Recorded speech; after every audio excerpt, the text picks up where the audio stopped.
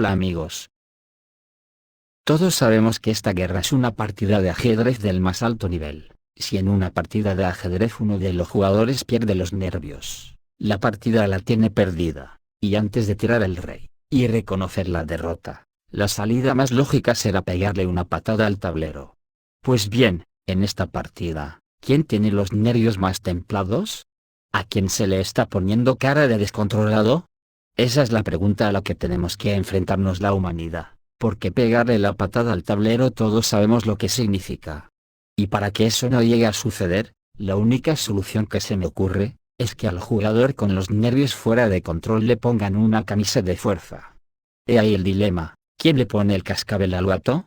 En teoría debería ser el jurado, que en este caso son los ciudadanos del jugador alterado, pero mucho me temo que sociedades endogámicas que solo han mamado de las mismas ubres portadoras del gen del odio tengan la capacidad de detectar en el rostro de su jugador que éste ya ha perdido los nervios. Se mirarán unos a otros con los ojos desorbitados, preguntándose unos a otros, ¿tengo ojos de loco yo? ¿Tengo ojos de loco yo? Y lo que seguirá, será que pedirán a gritos que su jugador le pegue la patada al tablero. En esta partida, ayer mismo se han dado unos acontecimientos bastante significativos. Al ínclito José Borrell, parece que le traicionó su subconsciente, no se pudo controlar, y le salió una frase que describe la realidad oculta al público. Dijo Borrell, que la situación en Gabón, es un gran problema para Europa. Creo que ni él mismo es consciente de lo que conlleva esa frase, y lloró por donde le dolía. Esto delata palmariamente el subconsciente colonialista de Europa. Para nadie debería ser un problema que en cualquier nación cambie a sus dirigentes. En Gabón fue por un golpe militar. En las llamadas sociedades europeas con reglas, los golpes son de togados, y manu militari, con las armas de los medios de comunicación al servicio de las oligarquías, que cada 4 años, así, dan su golpe. El problema es que cuando el golpe se da en Gabón, en Níger, o en países colonizados, el resultado es que los colonizadores igual ya no pueden vivir del saqueo de esos países, en los que tenían títeres al servicio de los colonizadores.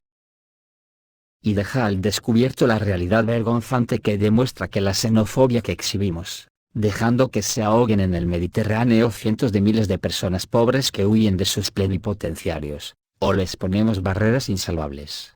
Eso solo es xenofobia hacia los pobres, también llamada aporfobia, porque, a los plenipotenciarios les abrimos las puertas de nuestros palacios y sedes de gobierno, de par en par, y acogemos a todas sus proles para que estudien en nuestras mejores fábricas de pobres, como son nuestras prestigiosas y carísimas universidades imperiales privadas, donde se les enseñará cómo perpetuar el capitalismo salvaje para que a nuestras metrópolis sigan llegando los diamantes de sangre, o permitamos a nuestras multinacionales de la farmacia, campar a sus anchas por las colonias. Pero sigamos con Borrell. El alto representante de la Unión Europea para Asuntos Exteriores y Política de Seguridad expresó su preocupación por los acontecimientos en Gabón en una reunión de ministros de defensa del bloque, en la ciudad española de Toledo. El miércoles, el alto representante de la Unión Europea para Asuntos Exteriores y Política de Seguridad, Josep Borrell, sostuvo que en caso de que se confirme el golpe de Estado en Gabón, se estará hablando de otro golpe militar que aumentará la inestabilidad en toda la región, en una reunión de los titulares de defensa de la Unión Europea, en Toledo. En el marco de lo que calificó como una muy difícil situación en naciones como la República Centroafricana, Malí, Burkina Faso, Níger y Gabón, Borrell dirigió la atención de los altos cargos hacia la zona. Ciertamente, los ministros tienen que reflexionar profundamente sobre lo que está sucediendo ahí, y cómo podemos mejorar nuestra política con respecto a estos países, afirmó. Este es un gran problema para Europa, añadió. El miércoles por la mañana un grupo de altos oficiales militares gaboneses se presentó en la televisión nacional anunciando la toma del poder, después de que el presidente Ali Bongo Ondimba ganara su tercer mandato, según se había declarado anteriormente.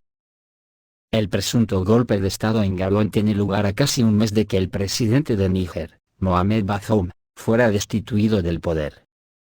Lo curioso es que se reúnen todos, para Como dice Borrell, ver cómo pueden mejorar nuestra política con esos países, no te jode, con lo fácil que es, pues no seguir explotándolos, y robándoles sus recursos. Total que el síntoma de las miradas en estas reuniones no es nada esperanzador, demasiados ojos desorbitados para mi gusto. Y la forma en que lo solucionarán ya la ha marcado Francia, hacer que las colonias sean propiedad de los colonizadores. Eso se desprende de que los militares franceses se negaron a abandonar una base militar en Níger pese al decreto de los rebeldes. Los militares franceses permanecerán en Níger durante el tiempo que sea necesario. El Ministerio de Defensa francés rechazó las exigencias de los rebeldes de Níger, de que las tropas francesas abandonaran el país lo antes posible. Según informan los periodistas de Avia.pro, el Consejo Militar de Níger anunció la suspensión del acuerdo sobre la presencia militar de tropas francesas en el país. Sin embargo, Francia anunció que no obedecía a los decretos de los golpistas, y que mantendría sus tropas en el territorio del país mientras la situación lo requiriera.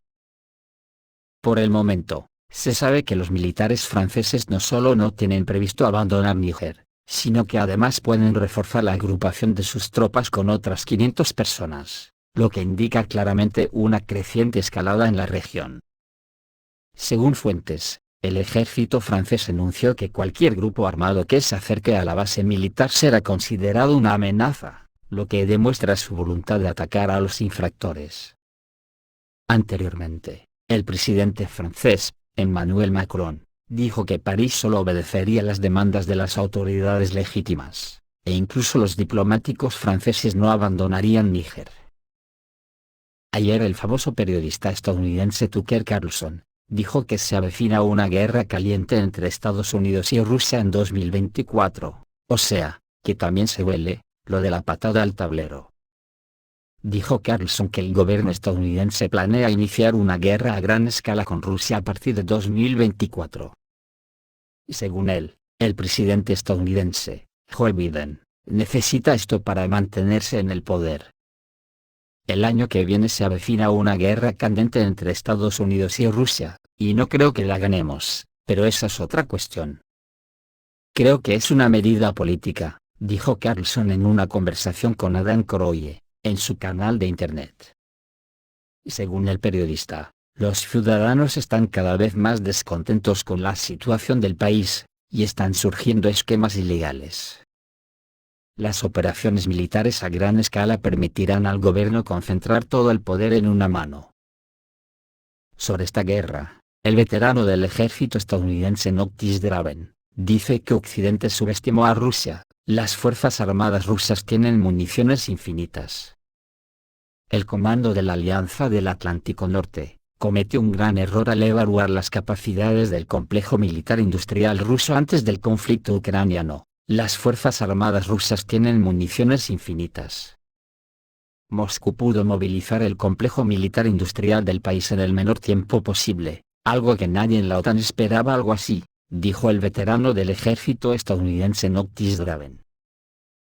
El error de Occidente fue subestimar la rapidez con la que Rusia podría convertirse en un país militar industrial. Ahora, tiene un suministro casi infinito de proyectiles, municiones y recursos para su reproducción, explicó el experto militar en su página en las redes sociales.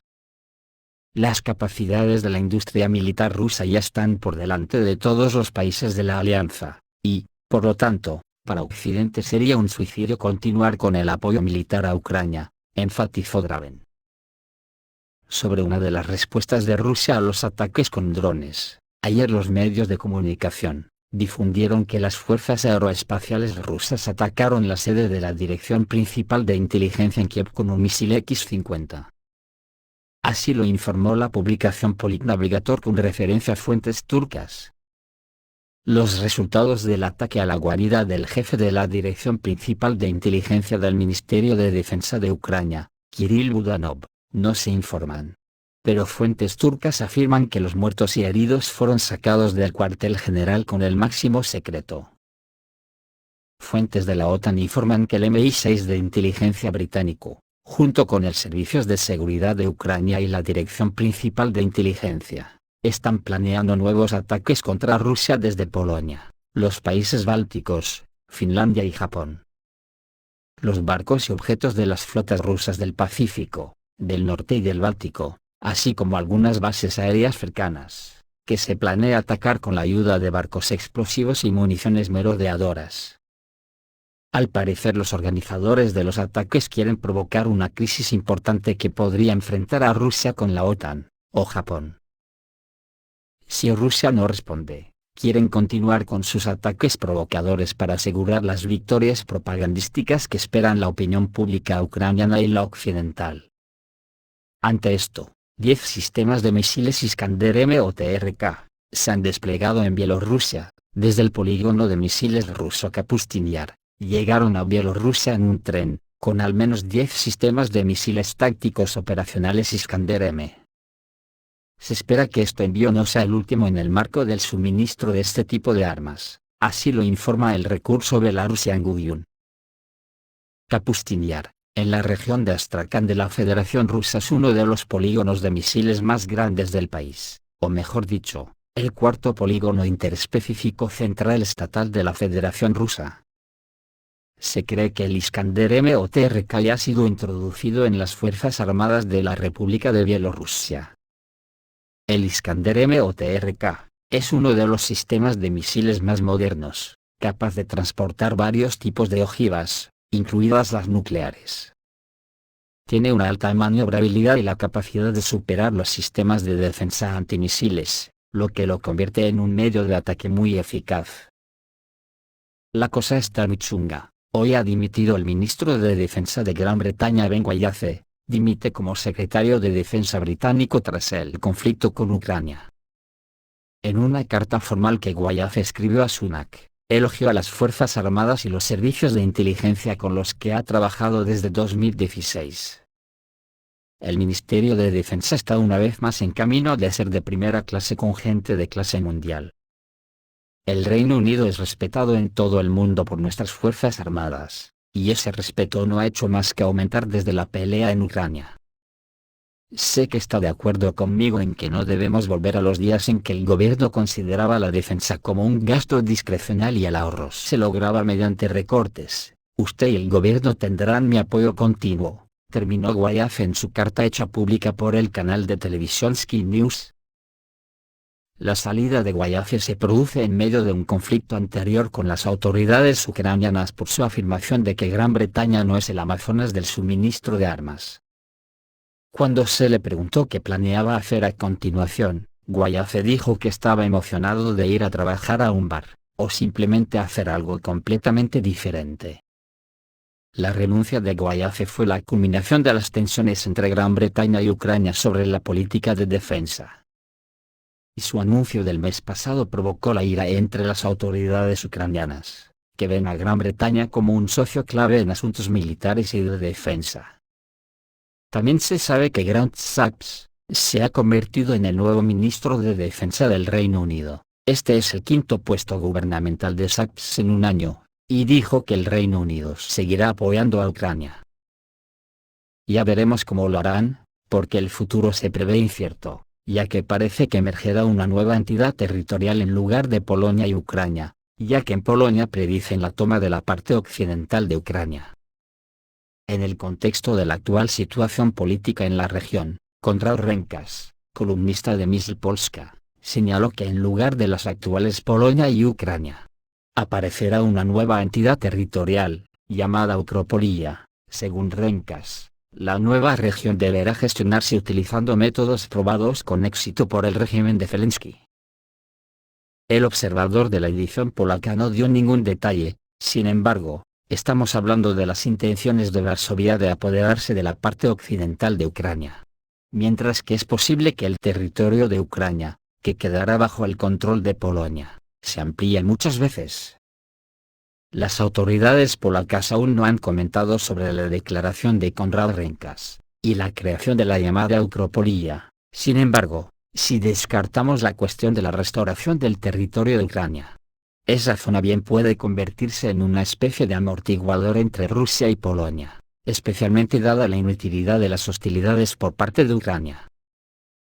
Lo que a mí me parece increíble, es que en pleno siglo XXI, con un nuevo orden mundial en marcha donde Occidente solo será un mero obstaculizador, lo adictos que somos al cuento de la lechera, somos impertérritos, ni de coña pensamos que se nos puede romper el cántaro. Esto es todo amigos, reciban un saludo.